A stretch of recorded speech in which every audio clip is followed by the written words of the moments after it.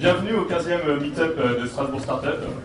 Ce meet-up sera un petit peu moins technique que les précédents qu'on a pu avoir sur des thèmes juridiques, technologiques, mais il a un thème néanmoins tout aussi important puisqu'on va traiter des problèmes psychologiques, notamment psychopathologiques de l'entrepreneur, et dans le cadre de l'entrepreneuriat sur les difficultés que peuvent avoir les entrepreneurs dans la construction de leur entreprise et sur notamment les impacts sur leur vie personnelle.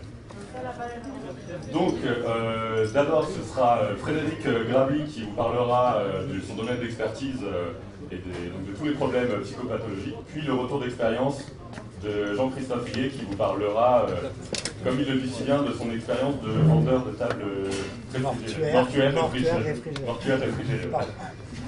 Donc sur ce retour d'expérience, et puis enfin, ce sera comme à chaque meet-up l'heure du buffet pour discuter entre vous, faire du networking et poser toutes les questions. Le buffet qui se passera donc après. Le buffet d'ailleurs, il est sponsorisé et proposé par Alsace Digital. Normalement, si vous êtes là, vous connaissez Alsace Digital. C'est l'association, on va redire un petit mot quand même, c'est l'association qui est donc derrière Strasbourg Startup et dont le but est de rassembler, de promouvoir l'écosystème numérique en Alsace. Il y a de multiples communautés derrière Alsace Digital, comme Akacitp, Play to Code pour l'apprentissage du code aux enfants, et Strasbourg Startup. Alors Strasbourg Startup, justement, c'est, pour en dire un petit mot, parce que peut-être c'est la première fois que vous venez, c'est une communauté d'entrepreneurs, d'abord, qui sont liés par le numérique et l'innovation, et en fait ce qu'on appelle les startups, mais tout le monde n'a pas la même définition. La mission, c'est de promouvoir et de rassembler ces start-upers, puisqu'il y a aujourd'hui une quarantaine d'entreprises qui font partie du groupe, et de les promouvoir auprès des investisseurs, des institutions, mais aussi des industriels, comme il y a pu avoir le Hacking Industry Camp ce week-end, et enfin du grand public. C'est pour ça que vous êtes là et que cet événement est ouvert au public, puisque c'est important en tant qu'association dite de partage et ouverte, d'avoir des événements qui accueillent le public et de pouvoir justement proposer des retours d'expérience ou des sujets. Je disais aussi, il y a d'autres événements d'ailleurs, donc il y a le Hacking Industry Camp, mais il y a le Startup Weekend bientôt, dont je reparlerai, tout ça c'est Alsace Digital. Alors justement, le prochain meet-up, normalement il y en a un tous les 2 mois, là il y en a 2 en 2 semaines, donc c'est un bon mois pour les meet-up. On vous parlera de la construction d'un écosystème, notamment à l'international, sur un écosystème collaboratif. Ce sera un meet-up en anglais, ça se passe mardi prochain ici même, donc comme ça vous pouvez déjà prendre date. Et ça fait suite notamment au livre blanc d'Alsace Digital. Et là, le but, c'est maintenant de poser les prochaines pierres à l'édifice pour construire l'écosystème. Et donc, si vous voulez venir, vous êtes les bienvenus, parce que c'est de nouveau un événement public. Un mot pour vous annoncer aussi, on est au Shadlock, et c'est Alsace Digital. Ensemble, et avec d'autres partenaires dans l'Eurométropole, il y a le KIT, French Tech Alsace, qui a changé de nom cette année. Et j'en parle parce que c'est donc un appel à projets, où 2 projets seront sélectionnés cette année, et bénéficieront, pour consolider leur business model, d'un accompagnement sur mesure de 6 mois de bureau, de coworking, et 7 500 € de subvention quand même pour faire des investissements. Donc c'est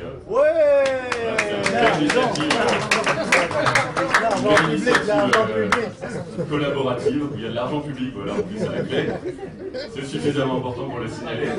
Et si je vous en parle, c'est parce que le dépôt des candidatures, c'est le 23 octobre à minuit. Voilà, il vous reste quelques jours, c'est lundi, me semble. Donc, vous avez tout le week-end pour travailler, pour ceux qui ont des startups et qui veulent de l'argent public.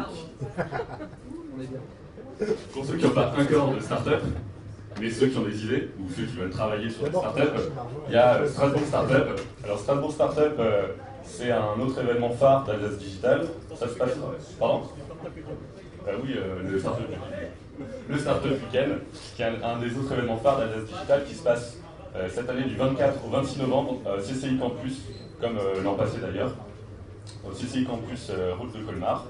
Et donc vous avez un week-end pour ceux qui ont décidé de pitcher votre idée, sinon rejoindre des projets pour construire ensemble une idée de start-up, un business model sur le format des hackathons. Ça va être la 7e édition, si je ne dis pas de bêtises, déjà. Et donc cette année c'est du 24 au 26 novembre. Prenez vos places parce que jusqu'au 25 c'est en tarif Early Bird, jusqu'au 25 octobre. Donc vous payez moins cher en plus si vous prenez vos billets actuellement. Et donc, ça c'est pour la partie aussi événements et start-up. Tout de suite, je vous propose d'accueillir le premier invité, Frédéric Grabli, qui va donc nous parler des risques psychopathologiques de l'entrepreneur. Ouais, c'est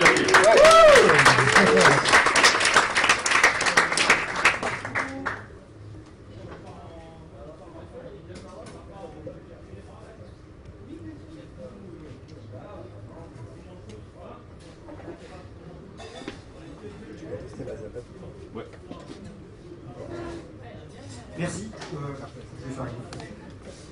Merci de m'accueillir, merci à Alsace Digital de m'accueillir pour me permettre de parler d'un sujet que j'ai un petit peu découvert par hasard lors d'un meeting où j'étais à Paris l'an dernier, où c'était un truc organisé par Loïc Lemer, où il y avait beaucoup de start-upers, beaucoup de gens qui font du business et qui se posaient la question de que faire quand une start-up va mal et que faire quand un entrepreneur va mal. Moi j'étais un peu là par hasard, je suis psychiatre et c'était un petit peu horrible. Enfin, ça m'a un peu surpris parce que tous les gens se posaient des questions et en fait il n'y avait aucun professionnel de la santé mentale dans le groupe de ceux qui se posaient des questions et j'ai trouvé ça plutôt étonnant et j'ai été en plus surpris par le fait que les questions n'étaient pas toujours pertinentes et les réponses encore moins. Donc voilà, du coup... et que c'était super cher. Et que c'était super cher, tout à fait. C'était pas que sur ça, donc il y a beaucoup de choses en dehors. Mais sur ce sujet-là, je me suis dit que ça aurait été simple d'inviter un psy. Voilà, donc le sujet un petit peu pompeux, c'était de dire la psychopathologie de l'entrepreneur. On va quand même essayer de faire un truc, on va parler que de psychiatrie et psychopathologie, parce que sinon vous allez vous endormir. Alors on commence par une petite histoire rigolote. Ça se passe en 2002, c'est George Bush, Tony Blair et Jacques Chirac qui se retrouvent à Londres pour parler de l'économie mondiale et pour essayer de faire un peu bouger les choses parce que c'est un peu la crise. Ils échangent pas mal et puis Jacques Chirac part en premier et Tony Blair et George Bush se retrouvent tous les deux. Alors, bon, vous savez qu'ils n'aiment pas forcément beaucoup les Français et George Bush a cette citation en disant le problème quand même avec les Français c'est qu'en français il n'y a pas de mot pour vouloir dire entrepreneur. Alors comment veux-tu qu'ils comprennent quelque chose au monde de l'entreprise? Alors ça a été relayé dans pas mal de tabloïds et de magazines. C'était à une époque où George Bush n'était pas très très populaire, donc les gens en ont profité un petit peu pour se moquer de lui. Et en vérité, il n'aurait pas dit ça. Voilà, c'est juste une rumeur, mais c'est pas forcément le reflet de la réalité. Mais c'est rigolo. Alors du coup, je me suis posé la question d'où venait le mot entrepreneur. A priori, on pense quand même que c'est un mot français, c'est un mot qui sonne français. C'est Adam Smith, le père de l'économie moderne en 1776, qui publie un ouvrage qu'il appelle La richesse des nations, dans lequel il décrit comment les pays modernes ont réussi à se développer économiquement. Et il parle de tout, sauf de ce qui peut correspondre au concept d'entrepreneuriat. Ce qu'un économiste français, Jean-Baptiste Say, remarque en lisant son ouvrage, il était très fan d'Adam Smith, et ça l'aurait amené à finalement créer ce mot qui apparaît dans une première publication en 1800. Voilà. Alors, il faut retenir cette slide, en fait c'est faux parce qu'a priori il y a un Irlandais qui en a parlé en premier en 1755, mais voilà, ce serait pas bien, c'est quand même un mot français. Mais il s'appelait Richard Cantillon, donc il avait un nom quand même un peu français. Donc, plus que Jean-Baptiste Say. Voilà, Jean-Baptiste Say a dit entrepreneur. Voilà, alors on crée une start-up, c'est magique, c'est très à la mode, tout le monde a envie de faire ça, c'est très relayé dans les magazines. Qu'est-ce qui se passe quand on crée une start-up? En fait, c'est un monde qui est souvent un petit peu différent, en tout cas quand on lit les publications et ce que peuvent en dire les entrepreneurs, c'est un monde un peu différent de celui auquel on s'attend. On imagine qu'on va travailler en groupe avec des gens et puis en ayant les coudes serrés et en bossant dans l'harmonie la plus totale et en étant joyeux d'aller au boulot tous les matins. En fait, l'entrepreneur se retrouve souvent seul, même s'il y a des gens qui ont fondé l'entreprise avec lui. Celui qui est à l'origine du projet, souvent, a un sentiment de solitude parce qu'il se retrouve souvent à prendre beaucoup de décisions que les autres ne vont pas appuyer. Alors, il va se faire suivre, mais il va avoir le sentiment d'être finalement la cheville derrière sur laquelle tout repose, ce qui souvent entraîne un sentiment de stress très important. En tout cas, c'est aussi ce qui est relié dans les publications, avec justement l'idée que si on se plante et si on prend la mauvaise décision, tout peut basculer et on doit en assumer tous les risques et toutes les responsabilités, en sachant d'autant plus que l'on vit dans un pays où faire faillite n'est pas très très vendeur. Dans les pays anglo-saxons, pour reparler d'eux, en général, ça se passe un petit peu mieux. Enfin, c'est pas dramatique de faire faillite. En France, quand on fait faillite, c'est un petit peu comme si le monde s'écroulait, comme si on devenait un bon à rien du jour au lendemain. Alors, que peut-il se passer? Alors, quand la start-up marche et décolle, l'entrepreneur finalement devient un petit peu mégalomaniaque. Il se dit qu'il a une super idée, ça marche super bien, il commence à gagner un petit peu des sous, et du coup il se dit qu'il est absolument génial. Donc forcément, tout ce qu'il va penser, toutes les idées qu'il va avoir par la suite sont aussi des idées géniales et il va se lancer dans des projets qu'il va multiplier, des idées qu'il va semer un petit peu de tous les côtés, alors qu'en fait il a peut-être eu de la chance, peut-être qu'il avait juste un domaine d'expertise et qu'il n'est pas forcément le plus doué dans tous les domaines comme lui peut le penser. Ça peut amener à ce qu'on appelle la myopie, c'est-à-dire que quand on est super génial, quand on a un problème, et ben finalement on va dire que c'est pas la peine de chercher le midi à 14h pour le résoudre. La première solution qu'on va voir, c'est forcément la bonne, puisqu'on l'a vu, et on va être amené à faire des bêtises. Ce qui peut amener parfois l'entrepreneur à déprimer, et c'est pas forcément même la dépression de l'entrepreneur, c'est la dépression de son entreprise. Quand on commence à rentrer dans le cercle vicieux où les choses commencent à aller mal, où l'entreprise commence à battre de l'aile, on se rend compte qu'on ne va pas y arriver, et il y a parfois des situations où les entrepreneurs vont consciemment ou inconsciemment planter leur entreprise en se disant que de toute façon ça ne va pas marcher. Le meilleur moyen d'arrêter, de s'en sortir, c'est de faire faillite, c'est l'échec et de pouvoir fuir. Et du coup, vont prendre une succession de mauvaises décisions qui vont entraîner sa perte. Les anglo-saxons s'y sont quand même un petit peu intéressés, donc ils disent que c'est pas pour parler de Star Wars, mais qu'il y a comme ça un côté sombre dans les startups. 30% des gens les plus brillants au monde en fait présenteraient des pathologies mentales, plus ou moins exacerbées, plus ou moins visibles. Il y a des exemples de suicides. Alors j'ai pris comme ça ceux qui ont fait un peu la une de la presse. Il y avait Austin Hines qui a créé Cambrian Genomics, qui s'est suicidé en 2015 suite à une remarque qu'il avait fait dans la presse sur l'avenir de son projet. Ce qu'il voulait, c'était en fait imprimer de l'ADN, un petit peu comme sur le modèle des imprimantes 3D. Et il a eu le malheur de raconter à la presse qu'en fait son projet pouvait amener à créer des brins d'ADN qui allaient modifier la flore vaginale des femmes et modifier l'odeur de leur vagin. Donc ça a été un petit peu mal pris. Il a été descendu en flèche. Du coup, sa boîte, qui avait plutôt le vent en poupe, a eu de très mauvaise presse et il a fini par se suicider, en fait, ne pouvant pas assumer tout ce qui s'était dit sur lui. Il y a Aaron Swartz aussi, un des cofondateurs de Reddit, qui s'est suicidé, j'ai plus l'année. On l'avait accusé d'avoir hacké, je ne sais trop quoi, mais en tout cas ça a conduit à son suicide. Et Ilya Zitomirski, qui lui a voulu fonder un concurrent Facebook sur un modèle décentralisé, qui n'a pas trop marché en fait, même si l'idée semblait plutôt séduisante et bonne, et il s'est suicidé en 2011. Alors on dit que voilà, les entrepreneurs mènent souvent une bataille silencieuse contre la dépression, qui peut être accentuée par d'une part la volonté qu'ils ont de changer le monde et par la pression qu'ils peuvent être amenés à gérer dans leur start-up. Ça peut se compliquer encore plus parce qu'on a tendance, quand on est entrepreneur et que ça marche bien, dans un raisonnement un petit peu psychotique, ou peut-être en tout cas empreinte de la personnalité, à penser qu'on incarne la valeur de sa start-up. Et donc quand la start-up marche bien, quand elle a plein de sous, on est génial.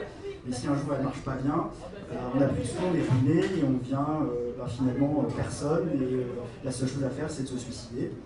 C'est ce que décrivent certains en tout cas. Alors il y a un psychiatre qui s'y est intéressé aux États-Unis. Il a interrogé 242 entrepreneurs et sur les 242 entrepreneurs, il a trouvé 49% de pathologie mentale, ce qui est assez énorme. Alors, ne serait-ce que pour la dépression, on retrouvait 30% de personnes déprimées alors que la prévalence, l'incidence aux US est de 7%. Donc on est à 4 fois plus. L'hyperactivité dans 29% des cas, 27% de l'anxiété et des antécédents familiaux pour 72% d'entre eux. Et du coup, on dit qu'un fondateur de start-up qui ne présente pas de pathologie mentale et qui vient d'une famille où il n'y a aucun antécédent de pathologie mentale, c'est plutôt l'exception et c'est pas du tout la règle. C'est très très rare. Petit témoignage de Ben Wu, qui est le fondateur de Cheeseburger. C'est pas des burgers, pourtant j'aime bien les burgers. C'est un site humoristique que vous devez connaître. Il y a des trucs sur les chats, Iconaz, tout ça, vous devez connaître. Voilà. Il a créé une première start-up en 2001 qui n'a pas du tout marché. Et il a passé plusieurs semaines, je crois même quelques mois, à s'enfermer chez lui. Donc il sortait plus de sa chambre. il communiquait avec plus personne, il répondait plus aux messages, il était complètement déprimé. Et il dit qu'à un moment, il essayait de trouver des solutions, il n'en trouvait jamais, et que la solution qui lui paraissait quand même la plus simple, c'était la mort, et que de jour en jour, ça paraissait de plus en plus séduisant. Il a fini quand même par se soigner, finalement, il est sorti de sa chambre un jour, il s'est soigné, il est allé mieux, et il a fini par créer justement Cheeseburger, il a levé 30 millions de dollars, donc ça veut dire que quand ça ne marche pas, ça peut marcher plus tard, c'est pas forcément la fin du monde, on peut s'en sortir, on peut se soigner, et on peut être successful. Alors, on a beaucoup de misconceptions sur les entrepreneurs. L'image comme ça renvoyée un petit peu dans la presse et dans l'inconscient collectif, c'est que l'entrepreneur est un homme viril, puissant, qui n'a jamais de problème, qui ne peut pas faillir, qui est absolument à toute épreuve, qui travaille du matin au soir et du soir au matin, il se lève tôt, il se couche tard, il travaille le week-end, il n'arrête pas, et c'est plutôt classe quand on dit ça. Si on dit ouais finalement j'ai bossé 2 heures par jour, c'est pas vraiment l'image qu'on veut donner quand on est entrepreneur, c'est beaucoup mieux dire j'en peux plus, je bosse 20 heures, et parce que j'ai trop de boulot, parce que c'est génial. Et évidemment, on pense tous que toutes les startups réussissent, parce que tous les gens bossent et tous les gens ont des idées géniales, sauf qu'on oublie quand même qu'a priori 90% d'entre elles échouent. C'est plutôt la règle, l'échouer, c'est pas de réussir. Et les start-upers ont un deuxième souci, c'est qu'au-delà de l'image que l'inconscient collectif voudrait bien leur prêter, c'est très difficile pour eux de se dire qu'ils peuvent montrer des faiblesses et surtout de se dire que si on montre des faiblesses, que vont faire les investisseurs? Est-ce qu'on va encore donner des sous? Est-ce qu'on va lever des fonds si le CEO va les déprimer, s'il ne va pas bien en ce moment, s'il travaille plus de 3 jours par semaine alors qu'il devrait en travailler 8? Ça, c'est un petit peu un frein finalement au soin et à ce qu'on appelle l'insight, à la capacité à se rendre compte qu'on est en difficulté. Là, je vous ai mis quelques noms de personnes, des investisseurs qui ont parlé de leur pathologie mentale et des difficultés qu'ils ont pu traverser à un moment dans leur vie. Ça veut dire que les investisseurs, il y en a aussi qui peuvent comprendre que ça peut être compliqué pour un CEO et qu'il peut passer par des phases difficiles et que ce n'est pas forcément dramatique d'avouer qu'on est en difficulté. J'ai mis aussi les noms de quelques CEO qui ont eux-mêmes parlé sur leur blog des difficultés qu'ils avaient rencontrées. J'ai cité lui dont j'ai parlé tout à l'heure. Il y a un site qui s'appelle Startups Avenues, où on peut. L'idée c'était de proposer aux CEO de pouvoir poster des questions sur le monde de l'industrie, le monde des startups, et puis a priori recevoir une sorte de renforcement positif de la communauté. Quand on analyse le site, en fait, la moitié des questions, c'est quand même sur la dépression et l'anxiété. Et c'est pas forcément sur des questions financières ou des questions techniques ou tout ce qu'on veut. Ça veut dire que c'est quand même un problème très important dans le monde de l'industrie. Voilà, une phrase que je trouve belle, de dire que l'anxiété, la dépression et les attaques de panique ne sont pas des signes de faiblesse, mais c'est simplement qu'on a attendu trop longtemps avant d'accepter qu'on avait un problème. Et souvent, quand on en arrive là, il est déjà un petit peu trop tard, ou en tout cas, il faut se soigner, il faut parfois même s'arrêter un peu de travailler pour pouvoir bénéficier de soins. Ça renvoie un petit peu à l'idée du burn-out. C'est un mot très à la mode, qui est très utilisé par beaucoup de personnes. Et c'est assez intéressant parce qu'en fait, personne ne sait vraiment ce que ça veut dire. Même les psys, on ne sait pas trop, parce que ça regroupe beaucoup de choses et c'est un petit peu un mot valise. C'est un concept très ancien dont on parle au début, on en parle vers la fin du 19e siècle en fait. Mais c'est plutôt en 1974, Herbert Freudenberger, qui était un psychologue américain, qui en a fait la première réelle description en décrivant l'épuisement volontaire au sein d'une clinique de bénévoles. C'était à New York, qui s'occupait de toxicomanes. Donc c'était que des bénévoles, mais qui se donnaient tellement pour leurs tâches et pour ce qu'ils faisaient que la moitié finissait en burn-out et parfois en dépression. C'est un concept qui est maintenant reconnu dans le DSM-5, c'est la Bible pour les psychiatres. C'est un manuel qui regroupe toutes les pathologies avec des listes de tous les symptômes qui permet de potentiellement poser tous les diagnostics. mais c'est tellement compliqué que du coup personne ne peut l'utiliser parce qu'on a des listes où il y a 50 items et si on passait notre vie à lire le DSM-5, on pourrait jamais soigner personne. On a la classification internationale des maladies, l'ICD-10, qui elle ne reconnaît pas le burn-out en tant que pathologie à part entière. Il y a un petit questionnaire qui est facile à administrer, voilà, qui s'appelle le MBI, qui reprend un peu tous les items. Il y a une trentaine de questions, alors vous pouvez aller le lire, ça se trouve facilement sur internet. C'est essentiellement donc, c'est sur le burn-out et ça explore 3 dimensions.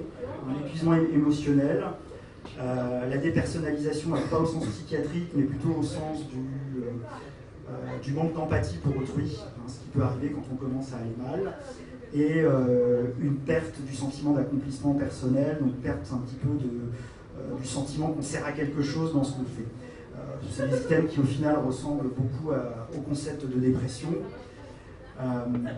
Pourquoi on en arrive au burn-out? Parce qu'on vit dans une société post-toyotiste. Alors je pense que tout le monde doit connaître, en fait moi je ne connaissais pas ces termes-là. J'ai fait un truc sur le burn-out il n'y a pas très longtemps, mais voilà, ça ne me disait rien du tout. Mais je me permets de reprendre le concept. Dans nos sociétés industrielles, il y a eu quelques révolutions. Il y a eu le taylorisme, c'est Charlie Chaplin et Tandéer, le travail à la chaîne. Il y a eu le Fordisme, où l'idée c'était de produire en masse et également de consommer en masse. C'est lui qui a eu l'idée que finalement les ouvriers pouvaient se payer une voiture qu'ils construisaient dans les usines de Ford. Et il y a eu le toyotisme, c'est un concept japonais, donc dans les années 60, où là l'idée était d'éliminer tout gaspillage et d'essayer d'adapter un petit peu l'offre à la demande, de produire en fonction de la demande et de ne pas trop produire. Mais maintenant c'est fini puisqu'on vit dans une société post-toyotiste. On le voit bien en fait, tous les items que je cite, c'est des items qu'on rencontre en tant que clinicien tous les jours, quand on a des patients qui souffrent de pathologies professionnelles, de burn-out, de dépression, ils racontent tous la même chose. Ils racontent tous qu'il y a une pression qui est absolument plus tenable au travail, il y a une volonté de faire du chiffre d'affaires qui est de plus en plus délirante, il y a des injonctions paradoxales, parfois on dit il faut très bien faire votre travail, mais il faut vendre énormément.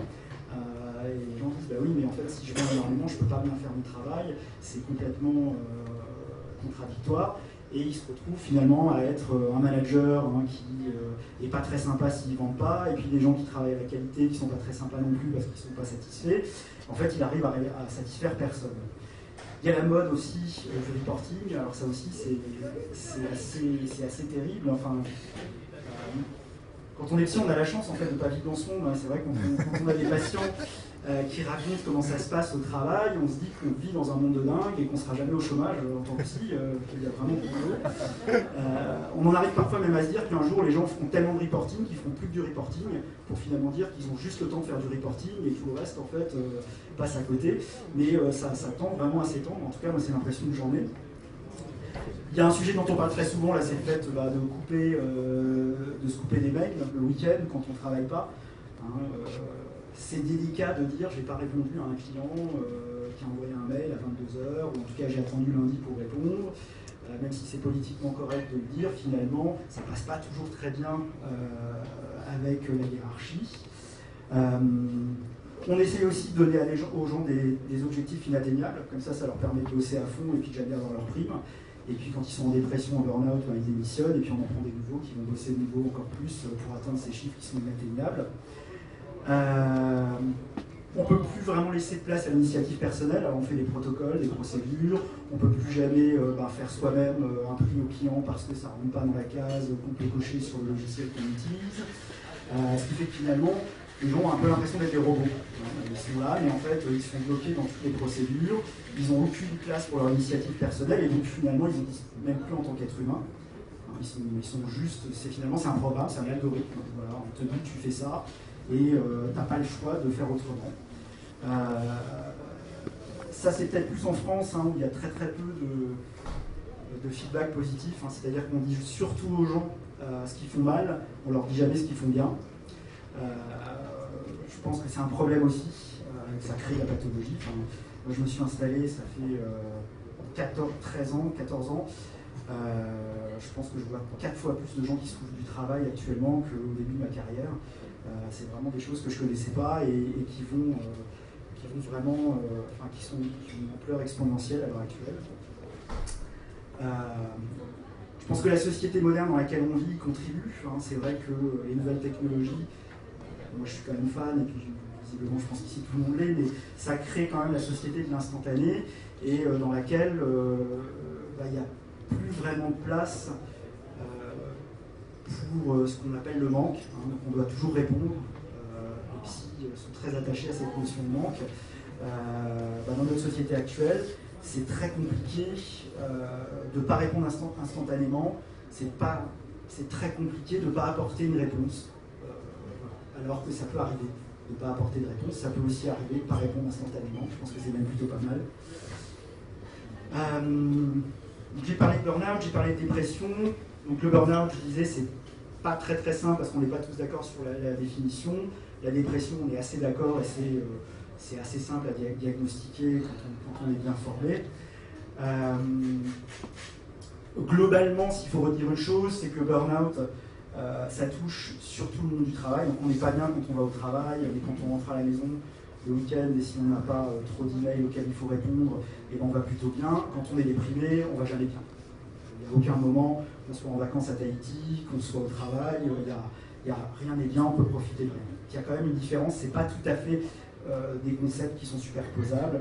On pourrait dire que la dépression, c'est une extension du burn-out. Même si le burn-out, à mon sens, est une pathologie quand même en soi. La dépression, tout le monde en parle. C'est très compliqué aussi quand on est psychiatre parce que tout le monde pense savoir. Et donc on soigne des gens et puis la famille leur dit mais non en fait t'es pas malade, t'as qu'à te bouger, puis tu verras ça ira mieux, écoute pas ton psy, il connaît rien. Alors je trouve que c'est quand même pas mal, c'est une vaste supercherie en fait, on fait 12 ans d'études, on prescrit des médicaments qui sont remboursés par la Sécu, qui contribuent au trou de la Sécu, les consultations sont remboursées et en plus on rend les gens malades. Donc en même temps c'est pas bête parce que comme ça on a toujours du boulot. On les oblige à revenir en plus. Voilà, et on les oblige à revenir. C'est un bon business model. C'est un très très bon business model. On ne perd jamais ses clients. Non mais c'est très compliqué, parce que souvent on est face à des gens qui sont perdus, qui ne vont pas bien, et qui sont soumis à des influences extérieures, de gens qui leur veulent du bien, qui leur veulent pas de mal, mais qui ont une idée comme ça, un petit peu subjective de ce qu'ils pensent de la psychiatrie et de la dépression. Et là, je vous parle de mes problèmes, j'en profite, c'est gratuit. Assieds-toi sur le fauteuil rouge. Mais tout ça pour dire que je pense que la dépression, c'est quand même vraiment une maladie, que ça existe quand même vraiment. Je demande souvent aux gens qui doutent, genre si j'étais cardiologue et si je vous disais que vous faites de l'hypertension artérielle et que vous allez faire un infarctus bientôt, est-ce que votre mari vous dirait, non, prends pas tes antihypertenseurs, je pense qu'il dit des conneries de cardiologue, quoi. Voilà. Mais on est à peu près dans le même... on est exactement dans le même schéma, et pourtant en psychiatrie, tout le monde s'y connaît. Voilà, ça c'était un petit peu mon coup de viol. Là, je vous ai mis tous les items qui décrivent la dépression quand je dis que le diagnostic était facile. Si vous en avez 4, vous êtes déprimé. Mais au-delà de ça, je pense que la chose la plus importante à retenir sur la dépression, c'est qu'en fait, c'est une atteinte de la volonté. Et je pense que la dépression commence là où il n'y a plus de volonté. C'est bien pour ça que ça ne sert à rien de dire à quelqu'un qui est déprimé, bouge-toi, tu vas t'en sortir, parce que justement, par définition, celui qui est déprimé, il n'a plus la capacité de se bouger. S'il arrive à se bouger et qu'il s'en sort, c'est qu'il n'était pas déprimé, c'est que le psy s'est planté quand il a posé le diagnostic, mais s'il n'arrive pas à se bouger, c'est qu'il est vraiment déprimé, que la volonté n'a plus aucune prise, que quand on est déprimé, on lève les yeux le matin, et puis de se dire qu'il faut se lever pour aller jusqu'à la salle de bain pour se bouger, c'est impossible. Ça paraît, c'est l'ascension de l'Everest. Ceux qui sont passés par là peuvent comprendre. Si on n'est pas passé par là, on ne peut pas comprendre. On ne peut pas comprendre parce que on comprend que quelqu'un ait 2 bras dans le plâtre et 2 jambes dans le plâtre, qu'il ne puisse pas se lever. On ne comprend pas que la dépression, qui n'est pas visible, puisse empêcher quelqu'un de se lever et simplement de s'occuper de la routine quotidienne. Pour rester positif maintenant, pour être un peu positif, je reprends des concepts aussi là maintenant qui sont connus, il y en a plein d'autres, mais c'est ce que disent Gates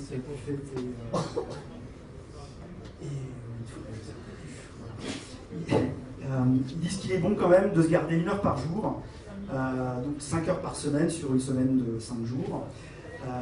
pour faire autre chose que de travailler, faire autre chose que d'être productif. C'est ce que ces personnes qui ont réussi font. Hein, donc, ils utilisent ça pour lire, pour réfléchir, pour expérimenter, pour sortir un petit peu de la routine, pour sortir un petit peu là, du train quotidien qui fait qu'on arrive le matin au travail et puis on pense plus justement, on s'arrête de travailler. Il y a des études qui montrent qu'on n'est pas efficace créativement ou intellectuellement si on bosse plus que 4 heures par jour. Ça veut dire que voilà, il y a des gens qui font du remplissage horaire, qui du coup en souffrent parce qu'ils se disent que s'ils ne travaillent pas 12 heures par jour, c'est qu'ils n'ont pas travaillé. En fait, ils essayent surtout de s'épuiser et ils finissent en burn-out. Mais en vérité, c'est très difficile d'être créatif et d'être très productif intellectuel plus que 4 heures. Darwin bossait 2 fois 90 minutes le matin et 1 heure l'après-midi, mais il ne vivait pas dans une société post-toyotiste. Alors je ne sais pas trop si on peut le prendre en exemple. En tout cas, ce serait bien de travailler 1 heure et de faire 15 minutes de pause. Voilà. Ça, tous les experts sont à peu près d'accord là-dessus. Et de ne pas enchaîner les heures sans s'arrêter. Voilà, j'en ai fini avec ma petite présentation. Je pense que les idées peut-être juste à retenir, c'est de se dire que c'est bien de se mettre des limites, de se dire que quand on est entrepreneur, c'est un marathon et c'est pas un 100 mètres, donc il faut un petit peu garder de l'énergie. On ne peut pas tout donner au début, sinon on va s'épuiser très vite. Je pense que c'est important quand on commence à sentir qu'on est en difficulté, quelle que soit l'origine des difficultés, de s'autoriser à en parler. Pas forcément à un professionnel, mais au départ d'en parler au moins à des proches, d'en parler à des collaborateurs, enfin en tout cas dédramatiser les choses et pas les garder en soi, parce que ça je pense que c'est la pire des choses qu'on puisse faire. Et bien évidemment, si ça devient de plus en plus difficile, je pense qu'il ne faut pas avoir peur à demander de l'aide. Il y a des professionnels pour ça. Ça peut passer en premier lieu par le médecin généraliste, qui après s'est orienté et sait quoi faire dans ces moments-là. Voilà, j'ai fini, mais bon, comme Steve Jobs, je vais quand même faire un dernier truc. C'était juste pour parler de Steve Jobs, parce qu'il est très connu, parce qu'il est un petit peu la figure emblématique de l'entrepreneuriat. Et quand on regarde les films sur sa biographie, ou quand on lit sa biographie, elle est longue, je l'ai lue, je ne lis pas beaucoup, mais celle-là je l'ai lue. En fait, on se rend compte que Steve Jobs avait de sérieux problèmes psychiques. Moi, je pense, en tout cas de ce que j'en ai lu, je ne le connais pas, je ne l'ai pas eu comme patient, sinon j'aurais pas vraiment parlé, mais j'aurais bien aimé, il m'aurait peut-être filé des notes et tout. Je pense que Steve Jobs est un grand paranoïaque. Voilà. Donc les paranoïaques, c'est pas forcément ceux qui pensent qu'on leur veut du mal, mais c'est souvent des gens qui sont convaincus qu'ils sont absolument excellentissimes, que personne ne peut les critiquer parce que seuls eux détiennent la science infuse et la vérité, et qui ont tendance quand même à se méfier un petit peu des gens qui ne pensent pas comme eux, quoi, hein. Sans forcément être persécutés. La persécution, c'est le délire paranoïaque. La personnalité paranoïaque, c'est surtout des gens qui se trouvent absolument géniaux, hein, et qui n'ont pas du tout, qui n'aiment pas les gens qui les critiquent. Alors Steve Jobs, je pense qu'il avait la chance d'être paranoïaque, mais en plus d'être vraiment génial. Donc c'est ce qu'on appelle une paranoïa réussie, ça existe, c'est décrit dans les psychiatries. On dit que les paranoïas réussis souvent occupent des positions très enviables dans la société, ils sont chefs d'entreprise, voilà, mais il y a aussi des paranoïaques qui ne réussissent pas. Et là c'est très compliqué, parce que quand on se plante et qu'on n'est pas génial, mais qu'on pense qu'on est génial, on a un peu de mal à s'adapter au monde dans lequel on vit, le monde de l'entreprise. Voilà, en tout cas je pense que lui, c'était un bel exemple de paranoïa réussie. Voilà, j'en ai vraiment fini, je vous remercie de m'avoir écouté. Et si vous avez des questions.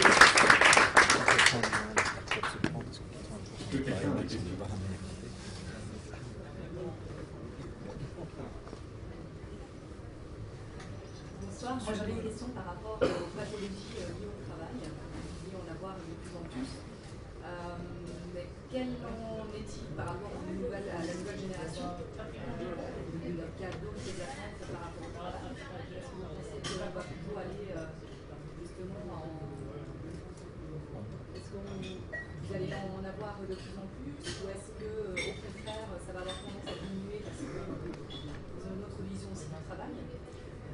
Alors, moi je pense que ça dépend du setting, ça dépend de comment on travaille et où on travaille. Dans les grandes entreprises, j'ai pas l'impression que ça bouge, j'ai l'impression que ça devient de pire en pire. Voilà. En revanche, évidemment, il y a des endroits où il fait bon travailler, ça existe encore. Hein, À la plage. Non, il y a des entreprises qui ont encore des valeurs éthiques quand même, où parfois quand on reçoit des patients, on dit bah oui c'est chouette, lui il bosse chez machin, et je sais qu'eux ils sont bien, parce qu'ils font les choses bien, et quand on parle de médecin du travail, on a un interlocuteur qui a vraiment le pouvoir de faire des choses et tout. Mais moi j'ai une vision plutôt pessimiste, parce que je pense que ça dépend pas tellement des jeunes. C'est un peu un système pyramidal, hein, c'est-à-dire qu'on rentre dans une entreprise où tous les gens qui ont le pouvoir sont plus âgés, sont passés un peu par le rouleau compresseur de l'entreprise, hein, où ils ont commencé bas et puis ils finissent haut, et finalement ils entraînent les jeunes à devenir comme eux, hein, et puis 15-20 ans de carrière, on devient comme celui qui était sur soi 20 ans avant. Quoi. Voilà, donc je suis plutôt pessimiste malheureusement. Mais du coup j'aurai toujours du boulot.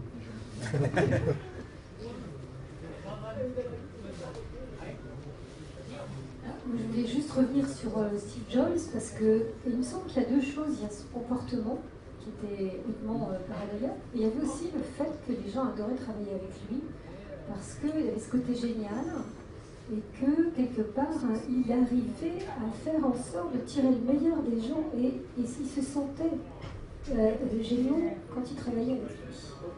Une espèce de processus de co-création comme ça qui était et les gens auraient donné une heure pour pouvoir travailler avec lui, ne serait-ce qu'une heure. Et donc, je me demande si ce n'est pas le versant positif de la pathologie qui serait une forme de résilience. Je ne sais pas si le concept est accepté dans le domaine de la psychiatrie, mais en tout cas, il y a un psychiatre qui en a parlé en premier. Voilà, justement. Et donc, je voulais savoir, qu'est-ce que vous pensez de ça? Parce qu'il n'y avait pas que lui dans son mode d'action, il incluait les autres aussi dans cette révélation de leur puissance. Alors, moi, ce que j'ai lu en tout cas, M. Mouget, c'est que c'était quand même très compliqué de travailler avec lui. C'est-à-dire qu'il pouvait venir un jour et dire en fait tout ce qu'on a fait jusqu'à présent c'est nul, et on va complètement changer de direction. Et donc il y a quand même des gens avec qui ça se passait mal. Il y avait très certainement, je pense effectivement, des gens qui l'admiraient, qui étaient très heureux de travailler à côté de quelqu'un d'aussi génial, parce qu'il était génial. J'ai lu ça, je crois, la semaine dernière. Alors je ne sais pas si c'est lui qui l'a dit ou si c'est Tim Cook, mais c'était un petit peu le créneau d'Apple. Ils disent nous on engage des gens géniaux, pas pour leur dire quoi faire, mais pour qu'eux nous disent ce qu'on doit faire. Ça, je trouve que c'était pas mal.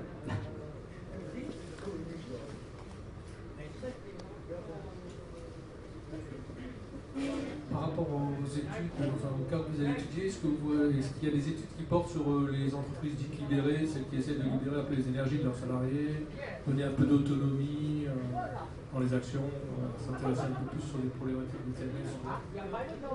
Alors j'en connais pas, mais j'ai pas particulièrement recherché le sujet parce que je voulais plutôt faire du sensationnalisme et parler des choses horribles. Regarder les infos, c'est mieux quand même. Non mais je sais pas. On peut émettre l'hypothèse qu'il n'y a peut-être pas d'études parce que ça va bien, parce que justement dans ces entreprises-là, ça doit bien se passer. Et du coup, on n'a pas forcément besoin de s'interroger à ça.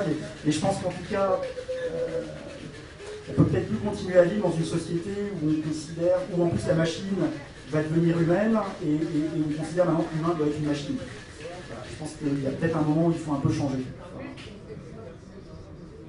Merci. Pour les autres questions, du coup, vous pourrez, parce qu'il y en a en plus beaucoup, donc on ne va pas pouvoir prendre tout le monde. Vous pourrez aller discuter avec Frédéric tout à l'heure au buffet. Merci Frédéric. Avec plaisir.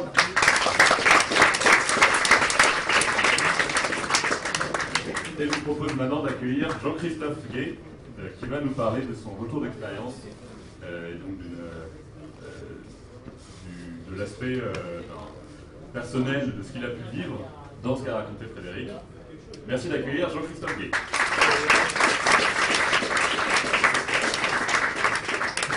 Donc, évidemment, vous doutez que moi, ça va aussi être triste et sensationnel. Merci beaucoup de me donner la chance de rebondir sur cette belle présentation qui a envoyé plein de questions. C'est un sujet qui est vraiment touchant. Moi, j'ai adoré la headline, Starting Up, Feeling Down, et c'est un peu l'histoire de ma vie. Bref, pour démarrer, en fait, comme vous savez, Alsace Digital, c'est un grand écosystème et on est tous des pairs et on est tous solidaires. Et dès 2010, quand j'ai créé ma boîte, j'avais déjà retenu quelques petits conseils de copains bien avérés qui m'ont dit, vas-y, a priori tout est ouvert, quoi. Lance-toi. Commence par la Love Money, Pôle emploi. Essaye de copier une idée qui existe déjà, ça veut dire que tu peux te lancer sur un marché. Trouve un associé qui est complémentaire. Et démarre vite. Donc moi je me suis dit, je me lance. Et en fait, pour contextualiser ceux qui connaissent pas l'histoire des tables mortuaires réfrigérées, je me suis lancé dans la vente de matériel médical sur Internet, dont des tables mortuaires réfrigérées. Tout ça pour vous dire qu'a priori, j'avais pas de trace de dépression officielle sur mon CV, mais je me suis dit, je peux me lancer. Et donc, la mégalomanie arrivant, j'ai commencé à faire des kakémonos, donc je me suis pas mis en gros sur tous les supports, j'en ai toujours rêvé. Mais j'ai commencé à faire des kakémonos, j'ai commencé à tweeter, à être hyper fier quand une ministre me retweetait, à faire des motion design que je diffusais partout, à compter le nombre de youtubeurs qui regardaient, enfin une vingtaine, hein, qui regardaient ma vidéo, et donc le melon commençait à gonfler. Puis on a commencé à se rapprocher avec une bande de copains, tous avec leur melon, potentiellement tous un peu dépressifs quelque part. On a commencé à se rapprocher de personnes connues. Donc si le tweet Michel Delaunay, ça vous inspirait pas, il y a peut-être certains professionnels de santé que ça inspirait. Ça, c'est Axel Lemaire, c'est un peu la rockstar des années Hollande, qui était la ministre du digital. On commence à faire des pitchs, on commençait à passer à la télé. Bref, le melon gonfle, ça va de mieux en mieux. Et heureusement, on était assez nombreux à prendre le melon et à avoir un écosystème qui grossissait. Et là commence la faille en fait, c'est-à-dire la myopie. La myopie, c'est finalement, au-delà de la blague sur le melon, la myopie, c'est quand vous commencez à croire que vous êtes invincible en fait, et que votre chiffre monte, et que vous faites le malin, et que vous ne faites pas attention aux vrais KPI, aux vrais indicateurs de performance de cash, et que vous vous reposez un peu sur vos lauriers, vous empilez les trophées, vous faites 1,9 million de chiffre d'affaires, vous ouvrez les clients les uns après les autres, vous trouvez des modèles économiques disruptifs dans votre secteur, vous faites 1,9 million de chiffre d'affaires en 2015, nous on avait démarré en 2010, et en fait vous ne faites pas gaffe que la faille, elle est dans le cash en fait. Ça parlera aux entrepreneurs, mais en fait c'est exactement ce que tu disais tout à l'heure, c'est entraîné par la machine, on ne fait pas gaffe. Encore une fois, je ne fais pas je ne révèle pas que je suis dépressif, j'explique juste que les gens qui ont envie de réussir ont tendance à faire. Et en fait, on a tendance à se croire plus fort que les plus gros. On a tendance à... alors, moi, j'ai énormément tendance à procrastiner, j'ai toujours du mal à le dire, j'en ai toujours l'air à procrastiner. Bref, on a tendance à se lancer et à tout simplement pas faire gaffe, à défoncer les portes, à défoncer toutes les barrières, à plus avoir d'arguments qu'on ne peut pas contrer. Et on avance, et nous, on a eu de la chance quand même, parce que c'est un sentiment kiffant en fait quand même. Sauf que jusqu'au moment où vous avez un peu le background, vous avez un peu le retour de manivelle, et puis vous vous sentez en flottaison, enfin moi c'est ce qui m'a donné, c'est un peu le sentiment que j'avais, puis vous faites pas gaffe en fait que vous avez construit un château de cartes, c'est-à-dire que vous n'avez pas finalement de business angel, vous n'avez pas d'investisseurs, vous commencez à avoir des salariés, et on va venir au facteur humain un peu derrière, qui commencent à pas soutenir le projet. Vous avez des clients qui font défaut, on en revient au cash. Et finalement, vous avez lancé trop de sujets en même temps. Enfin, moi, ça a été mon cas en tout cas. En bon procrastineur, je faisais jamais les choses jusqu'au bout et je lançais plein de sujets. Et puisqu'on avait levé des millions, ça tombait bien. Il y avait plein de sujets qui pouvaient satisfaire et intéresser nos investisseurs. Et finalement, alors, la photo est vraiment exagérée parce que j'ai eu la chance de jamais tomber dans cet écueil parce que je me suis toujours bien protégé. Je connaissais pas la règle. Je connais plutôt des règles de productivité, j'ai plutôt tendance à être productif aussi dans mon temps libre, donc j'avais tendance à faire la barrière, mais on était quelques-uns à avoir un peu du nez dans le guidon. Moi je trouve que la corbeille de papier c'est pas mal. Et en fait on se rend compte qu'on est assez humain quand on arrive à cette limite en fait. Bon, nous on faisait les malins, on avait 9 salariés, on avait des salariés offshore. Mais finalement, dans le recrutement, et c'est un des facteurs que je trouve clé, et je trouve ça génial d'aborder le sujet ensemble aujourd'hui, c'est le facteur humain en fait. Moi j'ai été surpris parce que voilà, j'avais 30 ans, quelque chose comme ça, un peu plus, bref, quand j'ai lancé ma boîte.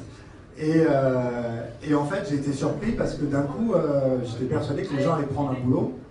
On trouvait des gens, ils correspondaient au poste et paf, ils venaient pas. Vous étiez persuadé, alors je vais rentrer dans les archétypes, mais femme de 45 ans, divorcée, 2 lois Pinel aux fesses, donc vous dites elle va rembourser, elle était dans le médical, elle était commerciale, pas possible. Eh ben, bon, tout explose. Et vous avez les salariés comme ça qui commencent à douter.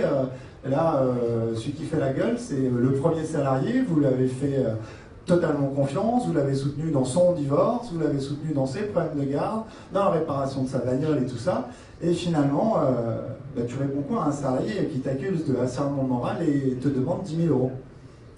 Ça a été mon petit problème. Tu fais parler ton avocat et puis tu essaies d'oublier quoi. Mais c'est des coups de poing dans la gueule qu'il faut quand même arriver à encaisser. Donc heureusement, on s'est coupé, on scinde sa journée, mais heureusement, il y a des bons avocats comme des bons psychologues qui savent faire le job, des bons psychiatres qui savent faire le job. Et on a eu la chance, je me suis mis mon petit prud'homme, c'est un prud'homme qui s'est bien passé. Ça fait partie des réussites de l'entrepreneur. Mais c'est des moments pas faciles. J'en vois quelques-uns qui rigolent.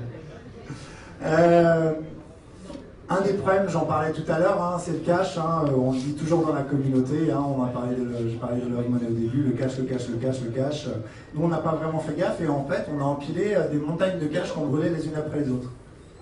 Alors, il y a quelques victimes qui se reconnaîtront parce que quand vous connaissez la fin de l'histoire, elle se passe bien, moi je suis heureux. Et globalement, personne ne m'en veut. Mais nous en veut parce qu'on était 2 au démarrage. Et on est allé à 2 jusque dans le mur. Bref, vous empilez, puis à un moment vous avez de la chance. Moi j'ai eu la chance, dans Startup Anonymous, il y a une confession de quelqu'un qui a craché sa boîte et l'a mise dans le mur, c'est ce que tu disais tout à l'heure. Moi j'ai eu la chance, il y a quelqu'un qui a tiré le tapis et au moins j'ai pas eu à le faire tout seul. Quoi. Pas que je sois content qu'il ait tiré le tapis, franchement je le regrette un peu, j'aurais bien aimé continuer. Mais il y a quelqu'un qui a tiré le tapis et pourtant j'aurais bien aimé continuer à courir. Mais on empile le cash, et heureusement il y a des gens qui font confiance. Et l'histoire s'est finie quand je disais tirer le tapis sur le RJ qui est bien moins rigolo que R2D2, qui est un simple redressement judiciaire en fait.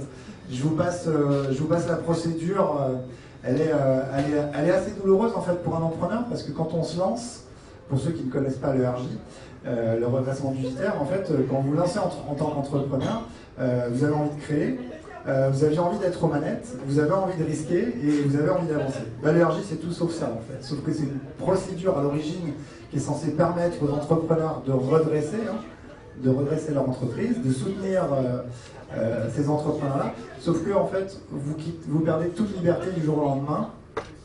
13 juillet, c'est une personne qui va tout décider pour vous. En tout cas, c'est elle qui va mettre le coup de stempel sur chacune de vos décisions. On appelle ça un administrateur judiciaire. Quand vous êtes obligé de chercher des repreneurs, parce que nous l'idée c'était pas forcément de se cracher, nous on voulait continuer, et on a eu du bol, on a pu continuer, vous ouvrez vos comptes à tout le monde en fait. C'est déjà assez, c'est un peu pudique, c'était déjà assez difficile de l'ouvrir à des investisseurs. Quand vous commencez à l'ouvrir à des repreneurs en RJ, c'est particulier comme sensation. Vous en avez un qui vous tient l'oreille qui est là, mais cours pas trop vite, d'abord tu demandes à papa. Et puis, vous en avez d'autres à qui vous êtes obligé de tout dévoiler. Et là, vous avez les fournisseurs qui passent derrière. « Mais je t'ai fait confiance, comment ça? Tu me laisses une ardoise de 150 000 euros, mais tu te rends pas compte, c'est la prime qu'on avait prévue pour nos 40 salariés pour les primes de Noël, mais tu te prends pour qui, espèce de petit con ?» Et puis, vous encaissez. Bref, on a eu de la chance. 13 juillet, redressement judiciaire. 14 septembre, reprise. Et comme vous le voyez, ni vu ni connu, l'histoire continue. En fait, on a été repris à la barre du tribunal par quelqu'un qui s'est juste contenté de changer de logo. Alors je vous avoue, autant là c'était un graphiste sans moi, autant là c'est moi qui l'ai fait sous Word, le logo. Pour les graphistes et les designers, vous apprécierez. Et en fait, on a eu la chance de pouvoir continuer l'histoire. Donc je ne sais pas si vous imaginez le starting up, feeling down qui se passe à peu près régulièrement dans ma vie à ce moment-là. Et je vous présente nos repreneurs. Donc ça a tout sauf la gueule d'une start-up. Vous vous éterniserez pas forcément sur les visages, mais juste ça a tout sauf la gueule d'une start-up en fait. C'était un spécialiste de la reprise d'entreprise qui avait travaillé pour des fonds d'investissement et qui avait régulièrement repris des boîtes de 300, 1000, 3000 salariés, washé 30% de masse salariale en moins, et puis c'est bon, la machine redémarre. 6 mois après, il passe à autre chose, quoi. Il avait eu la chance de reprendre ce magnifique bloc architectural dans la vallée et était resté 5 ans. La petite histoire se finit en l'arroseur arrosé, le repreneur s'est fait reprendre par des Polonais et il ne doit pas se sentir très bien dans ses chaussettes, le monsieur non plus. Moi je ne lui souhaitais pas, mais c'est comme ça que son histoire finit. Bref, je voulais juste vous faire un focus sur ces derniers 6 mois en fait qui ont été les mois les plus intenses de ma vie, mais dans lesquels j'en suis sorti avec un bonheur incroyable.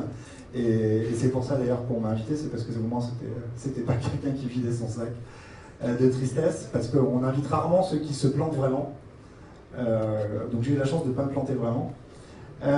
Donc voilà, RJ 13 juillet jusqu'à la naissance de mon garçon, à peine, je dis 6 mois, mais je sais même pas s'ils y sont. Et le rebond. C'est passé par, comme je vous disais tout à l'heure, la liquidation, c'est-à-dire que là officiellement on vous dit monsieur, avec tout ce que vous avez empilé, il va falloir quand même rembourser votre caution.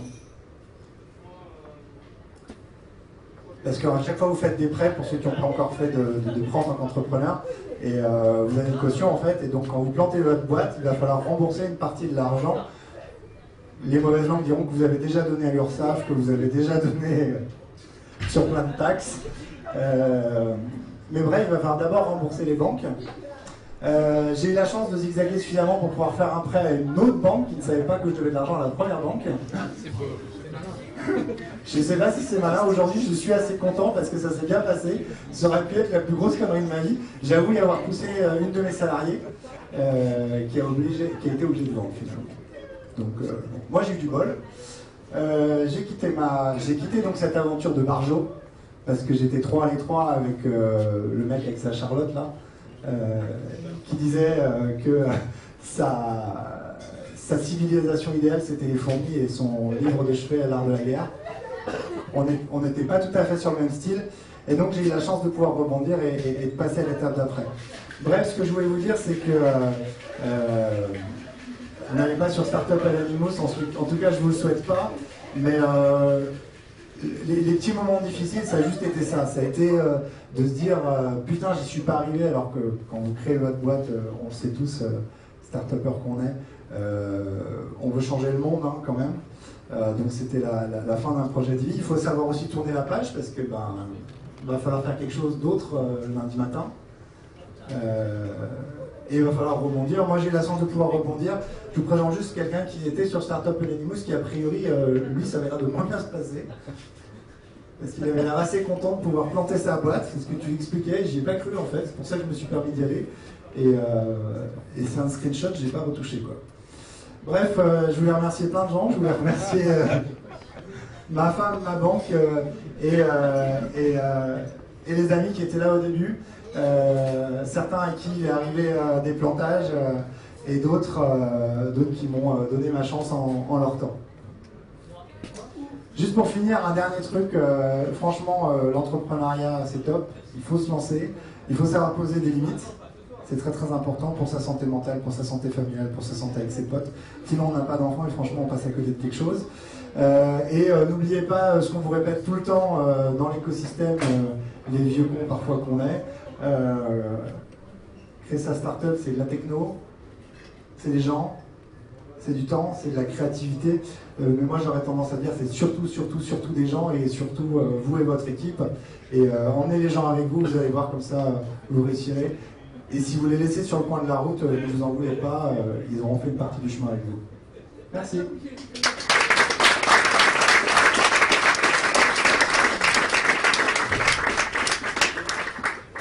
Merci Jean-Christophe. Y a-t-il des questions?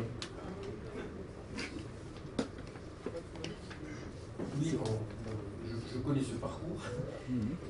Simplement une observation, une réflexion, une observation par rapport à l'intervention de tout à l'heure. Je pense que tous les mots qui ont été présentés, parfois évidemment, ça affecte tous les chefs d'entreprise, y compris la vieille connerie. Les mégalos et les paranos, on les rencontre pas seulement chez les start-upers. Et une réflexion, je pense qu'on peut faire un très bon parallèle avec les gens de pouvoir, les politiques. On retrouve exactement les mêmes symptômes. Voilà.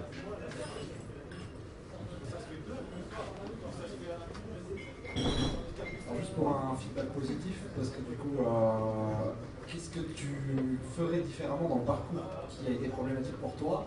Parce que là, en fait, on a le déroulé, on connaît l'histoire, etc.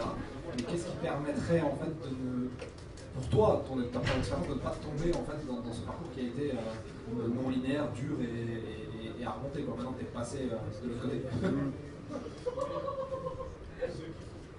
Franchement, je me suis posé plein de fois la question et c'est pas le lieu pour en parler. Je pense que ce serait au moins une somme, et j'ai ma petite fiche des 10 choses que je ferais autrement, mais c'est pas moins de 10, parce que ça a duré 5 ans et que j'ai au moins fait 10 boulettes sur les 5 ans. Mais honnêtement, je dirais peut-être m'impliquer plus dans l'écosystème. Et ne pas... Pardon ? Non, c'est pas trouver du soutien, c'est échanger davantage.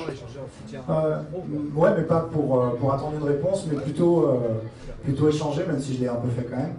Et je dirais travailler les bons indicateurs. Non, mais les vrais KPI. Pas les KPI basket.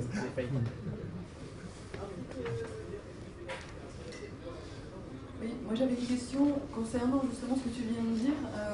Est-ce que c'est pas une question d'écoute, justement de qualité d'écoute, qui est pas écouter les gens juste pour avoir la conviction, conforter en fait ta conviction, mais être vraiment les oreilles ouvertes et accepter que bah oui, il y a peut-être d'autres avis et que ça vaut peut-être le coup de les écouter parce que ça donne une autre perspective par rapport à ta boîte.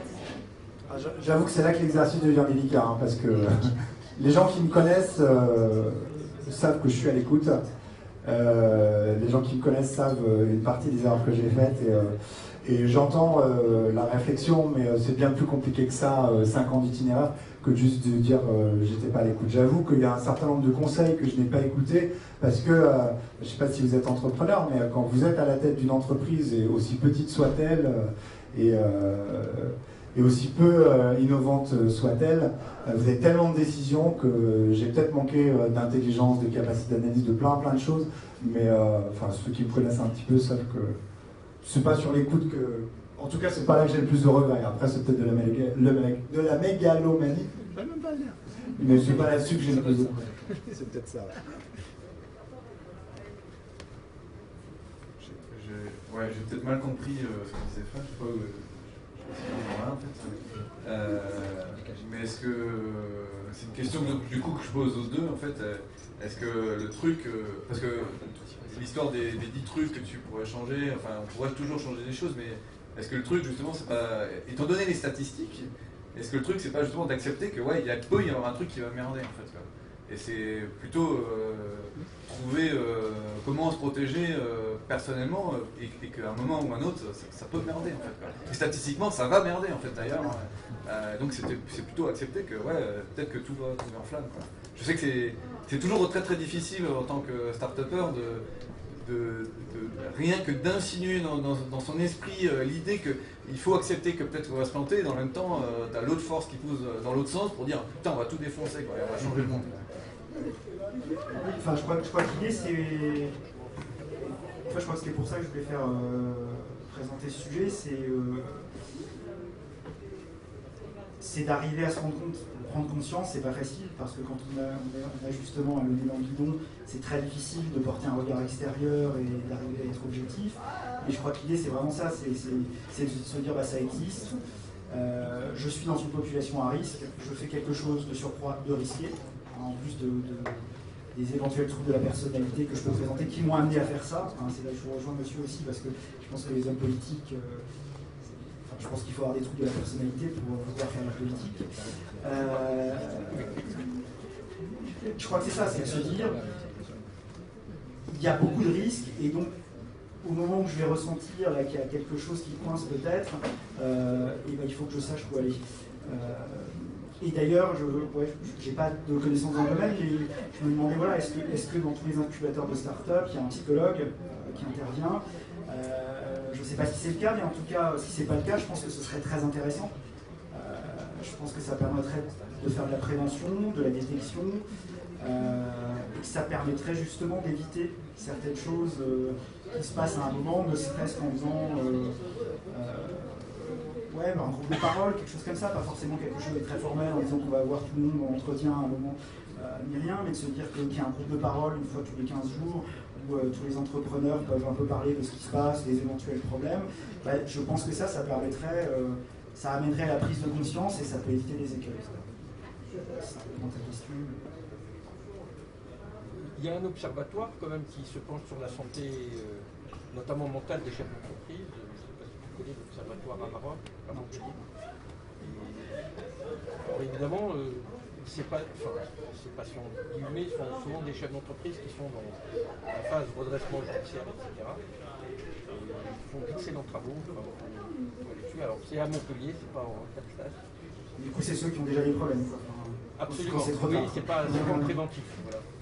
Non, mais ce serait bien, si les incubateurs engageaient des psychologues, je ne prêche pas pour ma paroisse, c'est pour les psychologues. Tu fais encore des chiffres. Non, mais je pense que ce serait intéressant et je pense que ça aurait un sens. Et si déjà ils travaillaient sur la prévention, il me semble qu'ils ne font pas non plus, ça serait déjà pas mal aussi. Ouais. Je veux dire, si on part du principe que c'est avant tout un travail d'équipe, il faut des coachs d'équipe avant. Je pense que le truc, c'est qu'il faut qu'il y ait quelqu'un d'extérieur, justement quelqu'un qui ne fasse pas partie de l'équipe. Parce que quand tu es dans l'équipe, tu ne vois pas le problème. Tu ne peux pas être objectif. Voilà. Je crois que peut-être c'est s'autoriser des espaces de parole où on a le droit d'être fragile, tout simplement, parce que c'est pas même un psychologue, à la limite, même un coach peut très bien donner ces clés-là. C'est juste le droit de aujourd'hui, c'est même moins bien qu'hier, et pouvoir le dire, parce que ceux qui s'expriment clairement se vivent mieux. C'est casser un peu l'image de Superman, quoi. C'est ça. Le CEO, c'est un Superman. C'est pas se sentir obligé. Il y a beaucoup de dirigeants qui disent moi j'ai réussi parce que je me suis autorisé à arriver le matin en disant à mes collaborateurs aujourd'hui ça va pas. Ouais, moi des Superman, j'en soigne tous les jours. C'est ça le problème.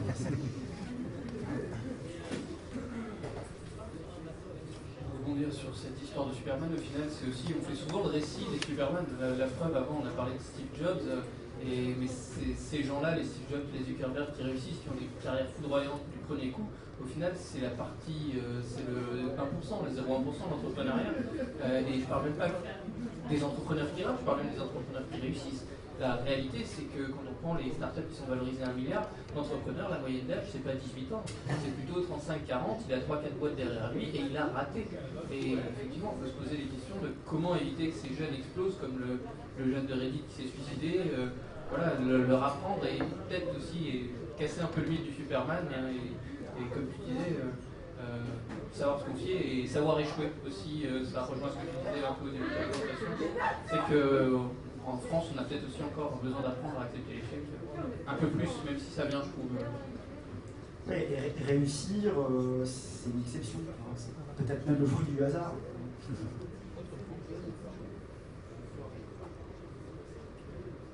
Je me faisais la remarque en fait en écoutant le système de valeur qui correspond à l'entrepreneur est profondément masculin. Et que 100% des exemples qui ont été cités ce soir sont masculins. Il y a comme ça un modèle dans le Superman d'une extrême virilité, de valeurs masculines qui sont mises en avant. Et du coup, je me suis posé la question sur l'étude qui a été faite sur les 200 ou 300 entrepreneurs. Quelle était la proportion de femmes dans cette étude-là Je ne connais pas cette ratio d'études, néanmoins, je pense que c'est beaucoup plus facile, enfin les femmes ont beaucoup plus de facilité à reconnaître qu'elles ont un problème, et justement à tomber moins dans l'écueil qui fait souffrir les hommes.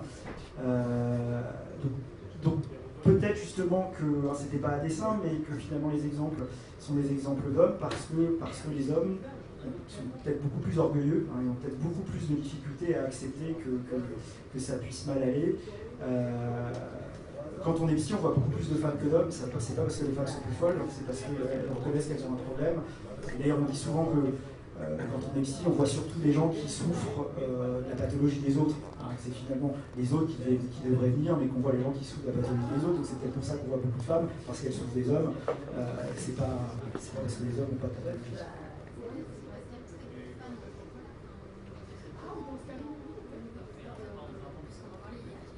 De femmes dans les secteurs qui est moins importante aussi parce que le modèle qui est mis en avant est un modèle qui suraffirme une masculinité. On passe un autre sujet.